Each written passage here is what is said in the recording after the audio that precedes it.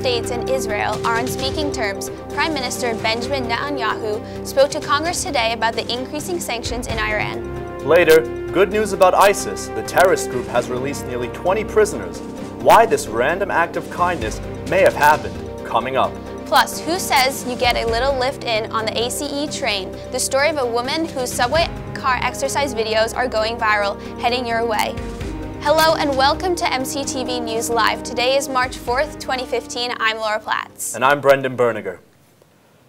Last week, we reported that ISIS had captured hundreds of Christians in Syria.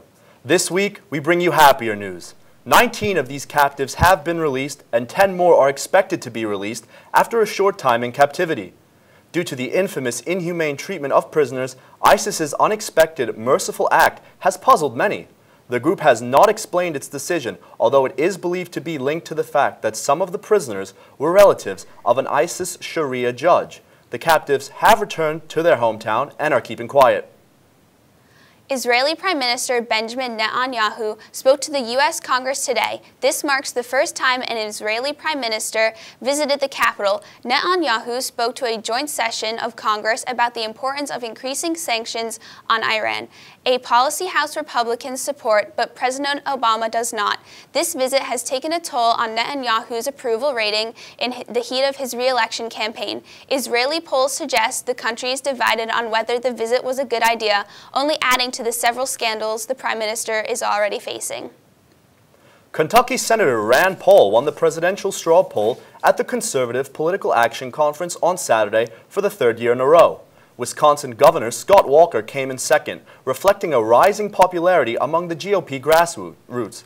Paul earned 25.7% of the vote, and Walker took 21.4%. Texas Senator Ted Cruz was in third place. Retired neurosurgeon Ben Carson finished fourth, and former Florida Governor Jeb Bush ranked fifth. On Monday, Senator Barbara Mikulski of Maryland, the longest-serving female senator, announced that she is retiring after 5 terms in office. Mikulski was also the first woman to chair the Senate Appropriations Committee. Before being elected the Senate in 1986, Mikulski served in the House for 10 years. Her retirement was surprising to many, as she recently had been discussing her re-election plans. Nina Pham, a Texan critical care nurse, beat Ebola. Now, she's taking on a different fight against the hospital who treated her. Pham claims that Texan Health Presbyterian released her name without her consent and lied about her medical condition in an October 14th press release, saying she was, quote, in good condition. According to a progress note on that same day, Pham's doctor had still maintained that her illness was life-threatening. Pham's attorneys believe that the press release was an attempt by the hospital to, quote, use Nina as a PR tool to save their plummeting image. It's time to get a check on the forecast at home and around the country. Here's Danny Horbiak with your weekly highs and lows report. Weather. Hey Liz, how have you been? I could honestly guess your answer right now would probably include something along the lines of absolutely freezing, as Poughkeepsie has been experiencing the bitter cold winters we've come to know and love, or maybe just know and tolerate. It's easy to forget that there are places on the planet not covered in 3 feet of snow. So today, I thought we might take a look at the weather across the globe, starting with Mumbai, India, where temperatures have been in the high 70s. With humidity around 50%, the weather in Mumbai has been feeling more like 80. Perfect beach weather, if you ask me. Looking to the southern hemisphere next, Brisbane, Australia has been experiencing very similar weather, with temperatures peaking in the mid-80s. The chance of precipitation has also been very low, which is almost infuriating for us New Yorkers experiencing snowstorm after snowstorm. But before you pack your bags and move out of the state, it's also important to note that we're not alone in our winter suffering. Our neighbors across the pond have been facing the same hardships as us. London, England's temperatures have been in the mid-30s, with high winds plunging the temperature lower still. And our neighbors to the north in Toronto, Canada, have had it much worse than us, with temperatures dropping to 4 degrees on some nights. Toronto has also seen quite a bit of precipitation lately, with snow and freezing rain scattered throughout the week. But turning our sights back on Poughkeepsie, here is your weather for today. The high for today was 31 with a low of 27, both of which are not too far off from today's averages. The record high for today was 69, which sounds amazing, and the low was 2, which is disgusting. Sunrise this morning was at 6:29, and if you were awake to see it, I am so sorry. Sunset is still uncomfortably early at 5:49, but that will change soon as daylight saving time is this Sunday. There's your reminder, you're welcome in advance. Tonight, look out for a wintry mix with a low of 28. Chance of precipitation, 90% with winds south-southwest at 10 miles an hour. Wednesday, there's a 50% chance of rain with a low of 27, winds west-southwest at 6 miles an hour. So the same weather we've been experiencing for the past 2 months. However, take a look at your 7-day forecast. This weekend shouldn't bring any additional precipitation, which I'm sure is a welcome change for all. And even more importantly, we should be seeing temperatures pushing into the 40s on Wednesday, Saturday, and Sunday. So dust off your shorts and break out the sunglasses. I'll be tanning outside of Gartland this weekend if you need me. That was your weekend's highs and lows report. I'm Danny Horbiak. Back to you guys. Research from Northwestern University has revealed that amyloid protein, a protein commonly found in people experiencing Alzheimer's disease, can accumulate in brains of people as young as 20 years old. According to scientists, this is the first time this has been seen in the brains of individuals that young. While these elevated levels aren't guaranteed that an individual will develop the Alzheimer's disease, there are multiple ways to take precautions, including kicking bad habits, exercising, cleaning up your diet, and regularly working your mind by solving puzzles and other cognitive games. An 8-year-long journey comes to an end as NASA probe arrives at its destination this week. Named Dawn, the $450 million probe will descend into orbit of the dwarf planet Ceres. Ceres is the largest object in the main asteroid belt dividing Mars and Jupiter. The spacecraft will circle Ceres for months, mapping and measuring its surface in order to gain insight on the interior structure of the planet. The fighting between Russian and Ukraine forces in the eastern Ukraine city of Donetsk has led to the displacement of the city's soccer team. The Shakhtar Donetsk soccer team has not played a game since last May. Their home stadium, as it is now, a distribution center for humanitarian aid. The team has had to play their home games more than 600 miles away from Donetsk in the city of Lviv. If your excuse for not exercising is that you don't have time to get to the gym, Brooklyn fitness fanatic Andia Winslow claims you can find time to work out, even at a subway station. She says, quote, "If you're on the go, you're in and out. You can multitask while you go to work." Winslow's video recently went viral, featuring the exercises she performs in the New York City subway stations and trains. Whether it's push-ups or single-leg squats on station benches, pull-ups on overhead rails, or sprinting up stairwells, Winslow's simple message is that there is always opportunity to fit in exercise. Just watch out for the crowds at rush hour. You know, it's funny because when you go on the subway, you see more and more people starting to do this, and it's starting to become like innovative in the city. I agree. I think also at the same time it's kind of, it gets in people's way a little bit, because if you think about it, how busy the subway gets at sometimes, like imagine you're walking down the stairs and someone just starts running up the stairs next to you. Like, I don't know, I feel like it would kind of get in your way a little bit. Yeah, it would be quite a hassle. Well, I certainly wouldn't want to deal with that on those packed subway cars after a sports game. That's for sure. And speaking of sports, Olivia Jaquith has all off-the-field action highlights with This Week in Sports. Hey, Olivia. Thanks, Brendan. I'm Olivia Jaquith, and here's what I have for you this week in sports. Here at Marist, the championship race has begun. Men's and women's swimming and diving earned 5th place finishes at ECACs this past weekend and will continue on to their respective NCAA qualifier championship meets next week. Senior Michelle Gay and junior Kristen Traub will represent the track and field team at ECAC IC4A championships later this week. And, of course, the men's and women's basketball teams will travel to Albany for the MAC basketball championships. Meanwhile, spring sports are just getting started. The softball team toppled UNC Wilmington on Sunday 6-4. The baseball team's 3-game series with UNC Charlotte was canceled due to inclement weather and unplayable field conditions. But the team will return to action this weekend with a 3-game series with Furman.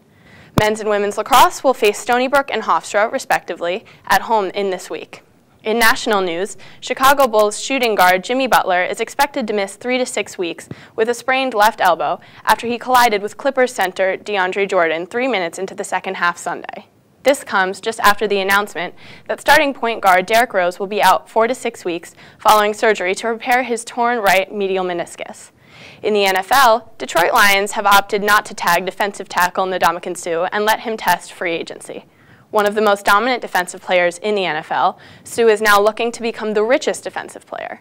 Not only is his price tag high, but so is his temper, as Suh is known for his penalties and dirty plays. The Dallas Cowboys, on the other hand, have placed the franchise tag on wide receiver Dez Bryant. Bryant will cost $12.83 million a year guaranteed contract. That pays him as a top 5 wide receiver, which is precisely what he is. That's it for This Week in Sports. I'm Olivia Jakewith. IKEA is notorious for having everything we need on a budget, and now the company is taking home furnishing to the next level with their new high-tech furniture items that will wirelessly charge devices. The new collection will be featured in the US and UK with what they call home smart furniture. The gear will eliminate the dreaded mess of tangled cables, and you'll never be short on battery life with this wireless charging feature. QI for the iPhone and Galaxy S phone. All of this is expected to be on the market for next month. Samsung has launched their new upcoming smartphone, the Galaxy S6. For the past 4 years, Samsung and Apple have been going head-to-head in an intense sales race to be crowned the top dog in the world of mobile phones. The unveiling of the S6 took place at the Mobile World Congress that is currently going on in Barcelona, Spain. The phone will hit stores towards the end of April, and the 32GB phone will go on sale for over $800, while the 64 and the 128GB models will go on sale for around $1,000 each. All right, guys, it's time to find out what's hot in Hollywood this week. Here's Andrew Auger with This Week in Entertainment. Hey, everyone. This is This Week in Entertainment. Birthdays are pretty cool if you like celebrating the fact that you're still standing after all this time, or as Keith Richards calls it, every morning at breakfast. Some of us enjoy aspects of birthdays better than others. Personally, I'm not a fan of the whole cake, singing, happiness thing. But there's something universally appealing about enjoying a day all to yourself to celebrate your life. Then why do I feel so sad that Justin Bieber is 21? Yes, the former tweenie bopper pop star reached legal drinking age this past Sunday, and I'm sure he celebrated subtly in private. Oh, of course he didn't. He let the world know. Now, Bieber is no longer the bubblegum pop star that we all remember, but at this point, where is his relevancy? There was a point where 2 documentaries were made about his life, when there's just one movie that focuses on Hannah Montana. Wait, bad example. How about Gandhi? Yeah, that's better. Anyway, Kate McKinnon from SNL is a better Justin Bieber than he is these days, so I'll apologize and move on. Kanye West did a lot of apologizing this week as he reached out to a number of people over a series of tweets to apologize for his own pains of the past. Among those people were Album of the Year winner Beck and Bruno Mars. Now, to focus any more on Kanye at this point would be kicking a dead horse, so let's talk about how easy it is to apologize these days. We don't even have to do the whole face-to-face thing that we did back in the day. Now we just type for 30 seconds and everything's taken care of. In the length of this segment, there have been thousands of digital apologies. How do I know this? I don't have statistics, and I'm sorry. I'm not sorry that I get to talk about the weekend box office once again, as the Will Smith-Margot Robbie heist drama Focus won the weekend with a slightly underwhelming $19 million. For the third straight weekend, Kingsman: The Secret Service was second with $12 million, while the other newcomer of the week, horror film The Lazarus Effect, landed with a $10 million thud. Opening this week is District 9 director's sci-fi action flick Chappie, Vince Vaughn comedy Unfinished Business, and Silver Fox sequel, the second best exotic Marigold Hill tale. That'll do it for entertainment this week. I'm Andrew Auger. That's all I have to say. This week on my show, The Middle Seats, we'll be talking about Focus and some other stuff. Tune in every week unless you're celebrating a birthday, or even if you are, only on MCTV. Back to you guys. A writer for the Wall Street Journal recently uncovered that restaurant giant Chipotle has been skimping out on certain ingredients in their products. 7 of these ingredients, which include cheese, guacamole, and chicken, have been sold in less than full scoops, and when customers ask for more of these ingredients, they have to pay extra. When asked about the situation, Chipotle's communication director said, quote, "Employees have more latitude with ingredients like rice and beans and salsa, but we try to be more mindful of serving sizes with the more costly ingredients. Will this slow down service at the fast food giant? The world may never know." But first, here's another selfie story. We now have selfie sticks that let us take selfies from a wider angle than ever before. However, museums all around the world are not supporting the new trend. The Museum of Contemporary Art in Australia is against selfies because they, quote, detract from the other viewing experiences. A conceptual artist from the land down under is challenging that idea, taking selfies with art as a new form of expression. She hopes to emphasize the idea that that we now use people's art as a backdrop for our own.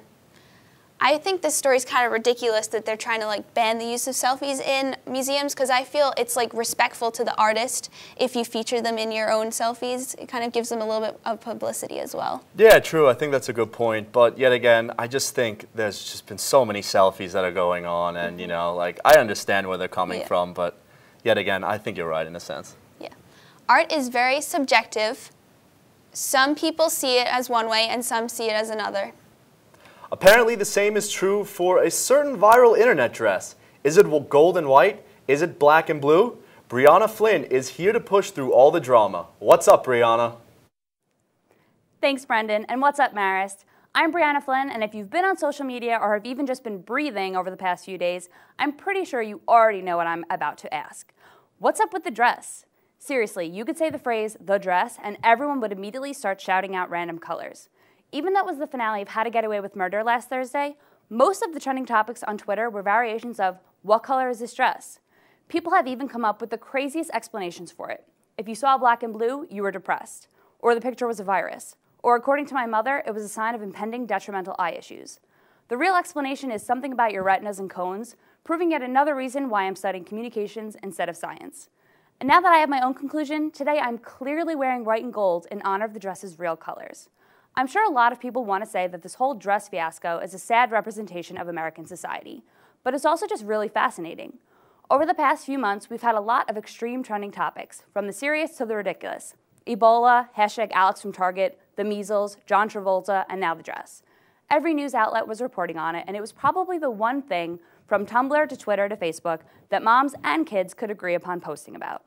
All things considered, I just want to tell America to remember Abraham Lincoln and realize that a house divided cannot stand.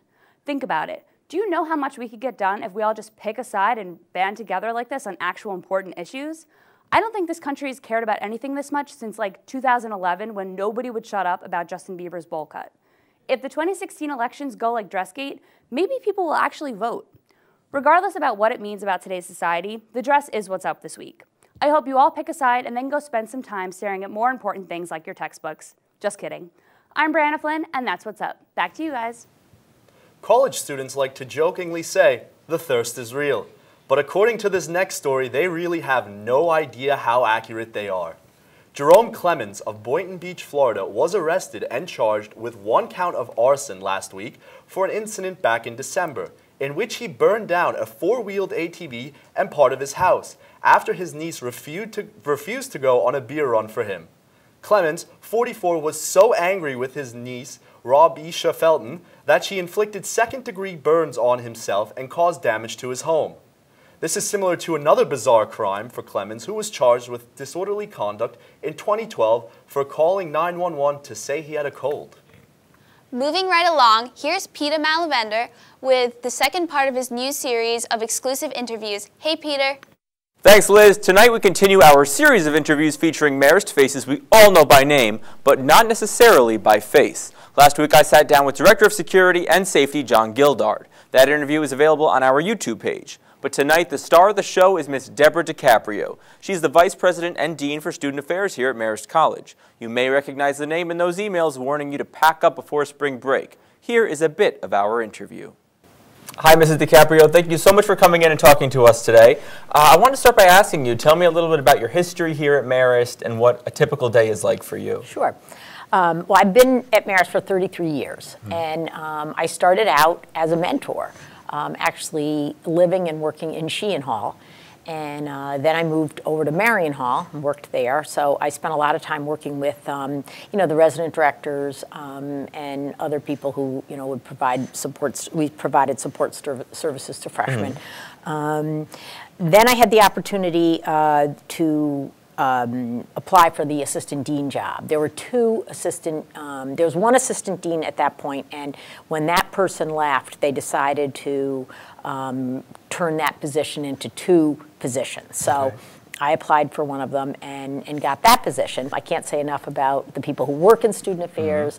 Again, as opposed to some other professions, people work in student affairs because they really want to be here and they really like working with students. And when people want to be doing their job, it's a lot it's just a lot more pleasant to spend time. Everyone's with happy them. and enjoying what they're doing. Everybody's enjoying what they're doing. We have some tough times, we do, but in general, I think people feel very committed to providing the kinds of supports that we do provide for students, providing assistance to students in need, and managing areas in ways that our students then don't have to worry about those aspects and can instead, kind of concentrate on their academics, their activities, and having a pleasant experience in college. So you were talking about some things you're thinking about next year, the Title IX, the new dining hall additions. Thinking about Marist in 10 years, 20 years, where do you see this college going? Yeah, we're at a very interesting time in higher ed, I think. Everybody's talking about all the disruptions that are going on. And I think that, Dr. Murray has done an excellent job in positioning Marist well for the future.